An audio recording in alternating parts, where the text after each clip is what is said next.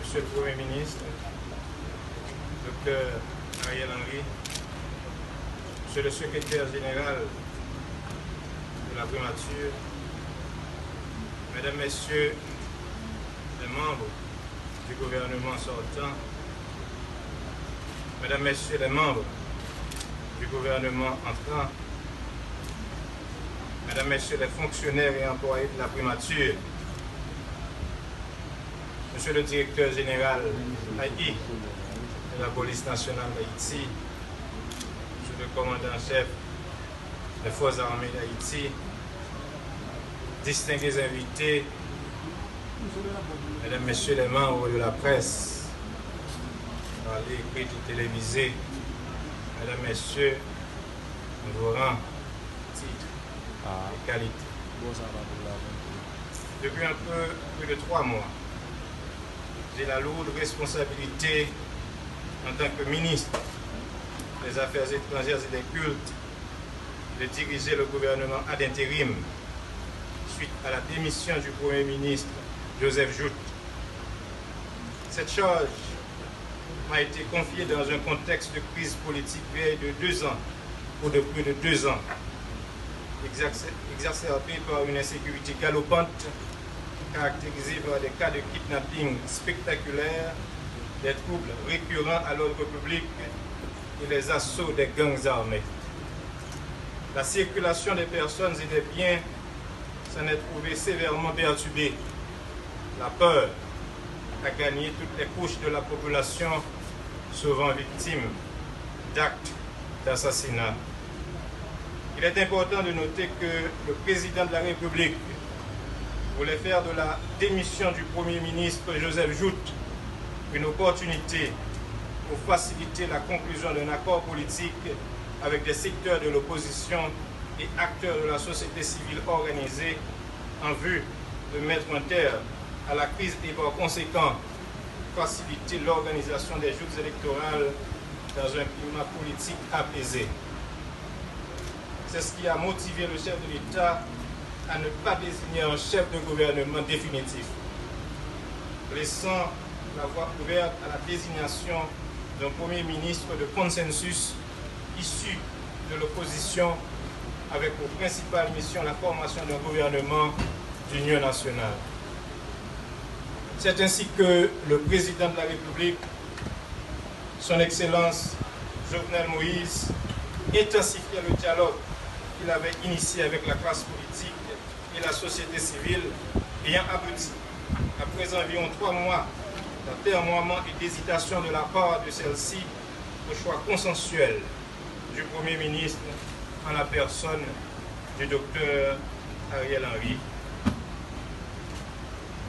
Le Premier ministre de consensus a été nommé par arrêté présidentiel le lundi 5 juillet 2021.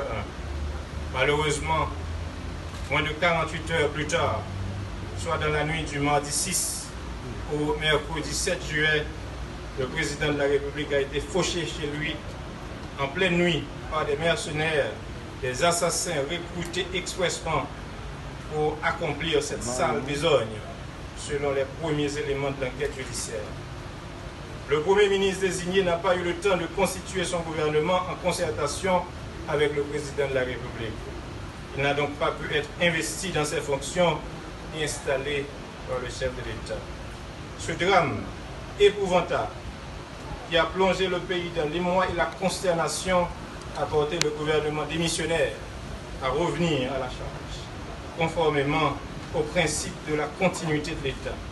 C'est ainsi que, grâce à l'engagement solidaire et au sens aigu de la responsabilité de tous les membres de l'équipe gouvernementale, nous avons su tenir la Banque nationale, garantir la paix publique et par-dessus tout, prévenir le pays de la catastrophe à laquelle un tel événement devait l'exposer. Quoi qu'on dise, aujourd'hui où les conditions sont réunies pour assurer la passation de dossier entre le gouvernement démissionnaire et le gouvernement définitif, conformément aux dernières volontés politiques du feu président Jovenel Moïse, selon bien sûr la belle formule de l'ancien Premier ministre Evans Paul, nous devons nous enorgueillir d'avoir pu éviter que le pays sombre dans le chaos et l'anarchie qui le guettait au lendemain de ce crime odieux et abominable. Parallèlement, les dispositifs idoines ont été pris très rapidement à l'effet de déclencher les opérations policières ayant permis d'appréhender les assassins du président de la République et du même coup d'initier l'enquête judiciaire. C'est une situation inouïe que personne, vraiment personne, ne pouvait imaginer, mettant à rude épreuve une équipe gouvernementale démissionnaire et en essence de départ. Il a fallu faire preuve d'intelligence et d'ingéniosité pour mobiliser les ressources et énergies nécessaires pour y faire face. L'histoire, pour la postérité, retiendra qu'il a fallu dans cette circonstance exceptionnelle du courage, de la clairvoyance, de l'abnégation, du patriotisme et surtout un sens élevé de l'État. Monsieur le Premier ministre, Mesdames, Messieurs les ministres, Mesdames, Messieurs,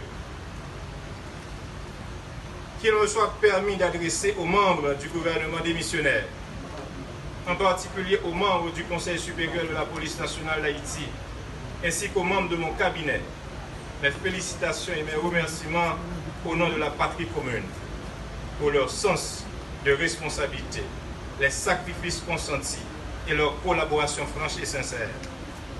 Cette épreuve aura permis aux uns et aux autres de se découvrir et de se rendre compte des exigences qui s'imposent à un homme d'État, des qualités qui lui sont requises, mais aussi de mesurer les implications et les valeurs qui impliquent les fonctions politiques.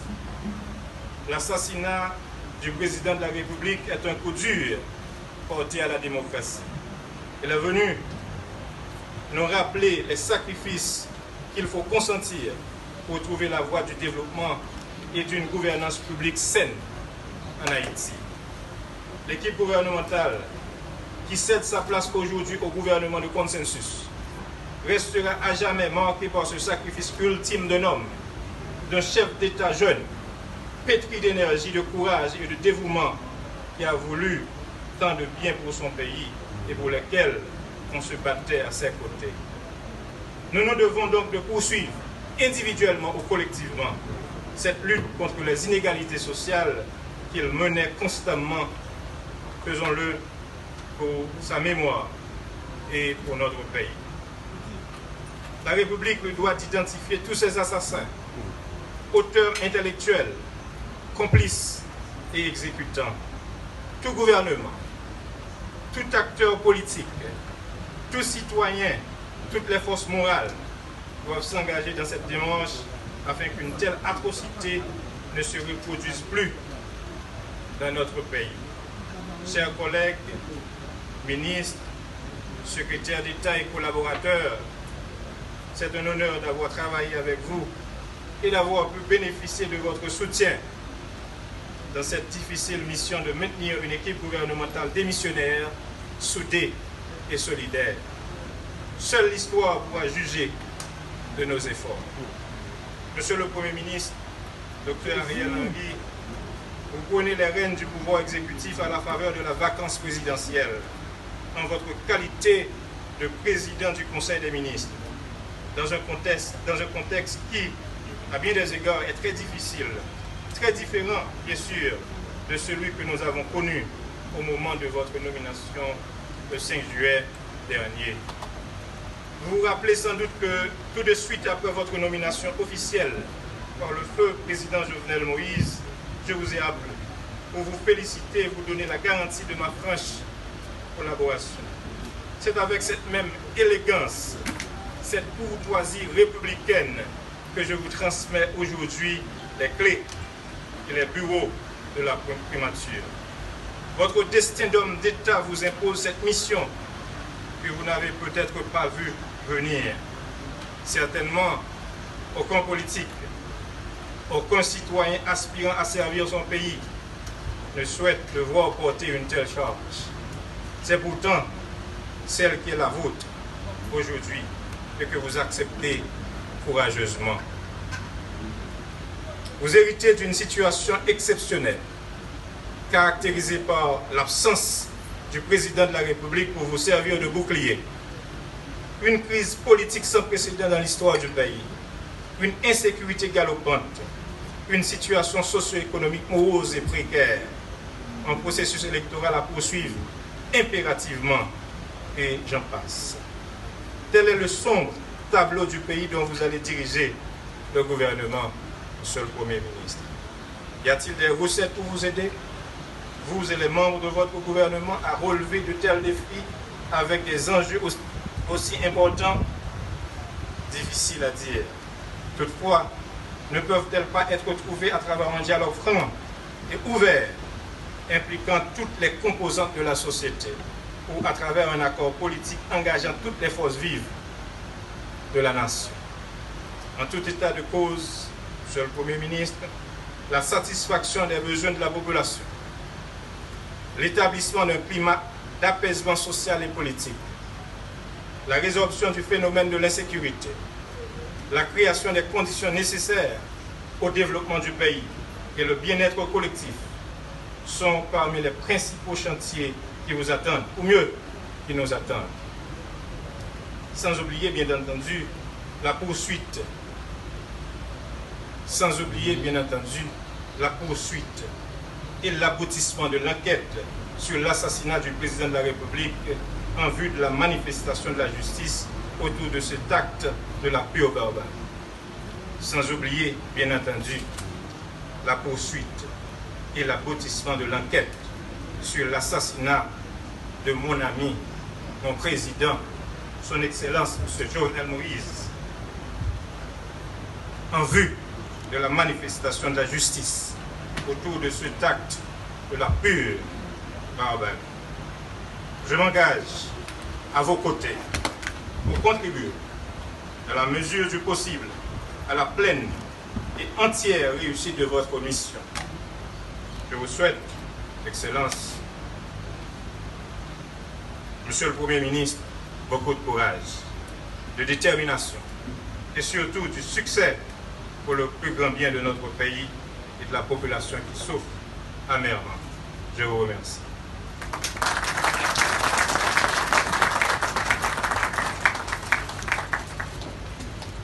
Se retrouve aujourd'hui exacerbée. La famille haïtienne, désemparée, se cherche encore les meilleures voies et moyens pour sortir de ce qui présente comme un casse-tête chinois. C'est dans donc ce contexte historique accablant pour la nation que vous êtes appelés à la gestion du pays. Une vraie œuvre titanesque vous attend. Ensemble avec votre gouvernement, l'espoir de tout un pays de retrouver immédiatement la paix, la sécurité et le mieux-être au-delà des échéances politiques repose désormais sur vos épaules.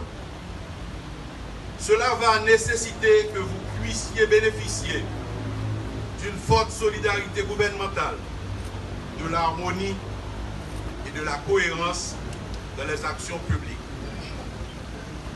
La primature, à travers son secrétariat général, structure essentiellement technique et administrative, participant à la coordination de l'action gouvernementale, observateur avisé des soubresauts et des nombreuses difficultés de la gouvernance publique, est désormais à votre service et demeure attentive à vos orientations pour vous accompagner dans votre mission pour le moins délicate.